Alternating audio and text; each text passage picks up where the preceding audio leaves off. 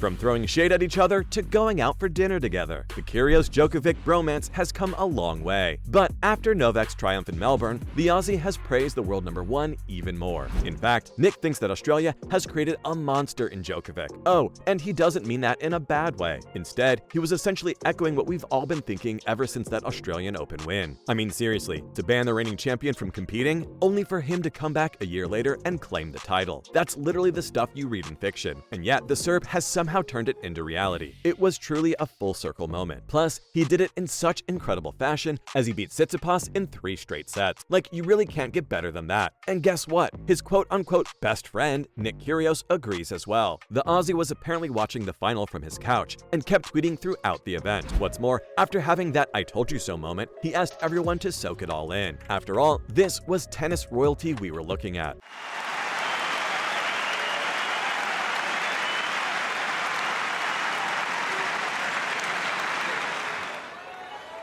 Djokovic reduced to doing the splits on the court, and that's just how good that backhand down the line was.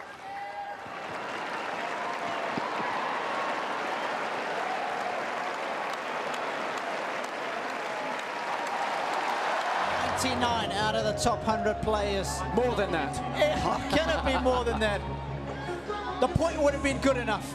Though, as Novak matched Rafael Nadal's record of 22 Grand Slams and climbed back to number 1 in the world ATP rankings, Kyrgios made another massive claim. Yep, he thinks that Novak can become the undisputed GOAT. And with the way things are going, I don't think you could argue with that. Well, at least in terms of pure stats. The guy continues to steamroll through the opposition with ease. Plus, his brand of tennis also seems timeless. I mean, seriously, to be 35 and still be a dominant force is insane. Like, just for context, other players from his generation, like Rafa and Murray, are struggling these days. In fact, a lot of people are even raising concerns about them potentially retiring soon. And yet, Novak is out here beating up-and-coming youngsters like there's no tomorrow. Seriously, I'm not joking. The Serbian could literally win all 4 Grand Slam titles this year. That's how good he's been. And guess what? Kyrgios' mind is in the same place as well. As a matter of fact, he went as far as to say that the world number 1 will get to 28 slams easily.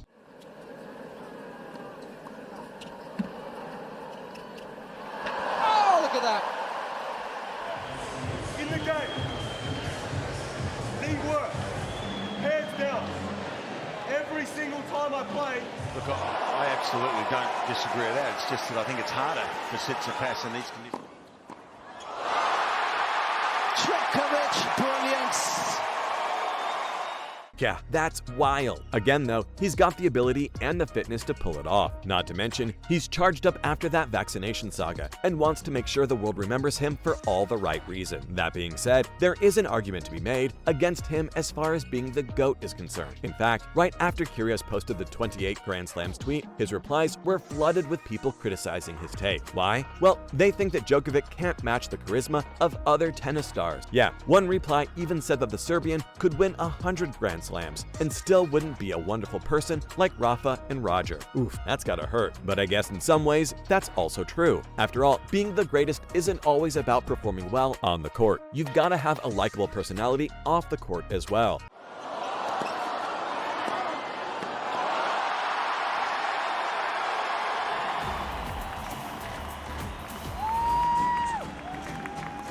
An incredible exchange. A marathon rally. Very good, thank you. 再次把掌声送给 Rafa。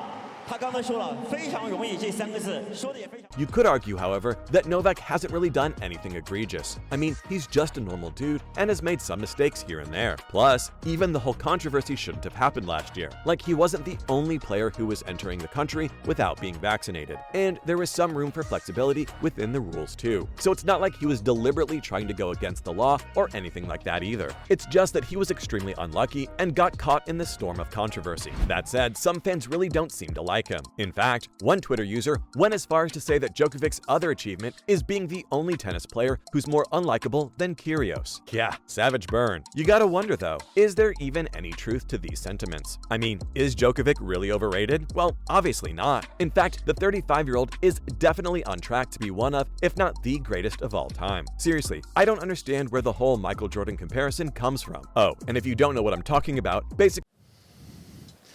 Not really. I feel like I know everything. Good reactions from de Minaur. 3 games all. In your opinion, you think that affected his return? There's a small chance, yeah. People call Novak the MJ of tennis because apparently most of his wins came during a weak era. But in reality, that couldn't be further from the truth. Yep, 13 of his 22 Grand Slam wins actually came against Federer, Nadal, or Murray. And I don't know how you get more competitive than that. Sure, you could say that these players were in the twilight of their careers by the time he started winning.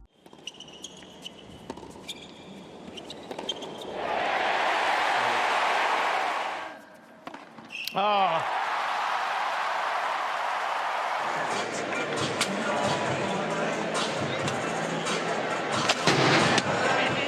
At the same time though, he's 35 and he's still winning. Like, it really doesn't get any more clear-cut than that. Plus, now that Federer is retired and Nadal is on his way out as well, it's almost like Novak's got a highway in front of him that he can run on freely. Honestly, I'd be surprised if he doesn't end up winning at least 3 or 4 more Grand Slam titles. After all, it's what he deserves after what he's gone through over the past year or so. What's more, he was super candid about the whole saga after his Australian Open win as well. And according to Djokovic, this was the most important victory of his career.